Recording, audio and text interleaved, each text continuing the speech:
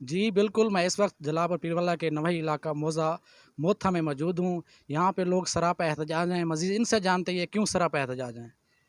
जी। जी, अस्सलाम वालेकुम। 26 की शाम 5 बजकर हमारा ट्रांसफ़ार्मर ख़राब हो गया था बस्ती मियानी का। हमने कंप्लेंट सीसीएमएस पे करवाई थी जो अभी रिकॉर्ड में मौजूद है। तो टाइम पे ये लाइनमैन है, एसडीओ की टीम टाइम पे ना पहुंची।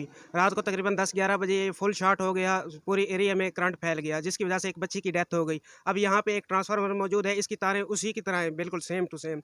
एक डी है, लगी हुई नहीं है, इसकी तारें जो है ना वो थोड़ी-सी लगी हुई हैं, हाथों से लगाई गई हैं। इसके अलावा ये रिश्वत का मुतालबा करते हैं कि हमें पैसे दो तो फिर हम आपके काम करेंगे। ये हमें धमकियाँ देते हैं कि अगर आपने रिश्वत ना दी या कुछ भी किया तो हम आपके ऊपर एफआईआर करवा देंगे। इससे पहले भी काफ़ी सारे केसेज़ मौजूद हैं जिनकी बुनियाद पर इन्होंने एफआईआर करवाई हैं। ये खुद आके मीटरों को उतार के कूनियाँ लगा के वीडियो बना के ये खुद ही अपनी तरफ से बना लेते हैं।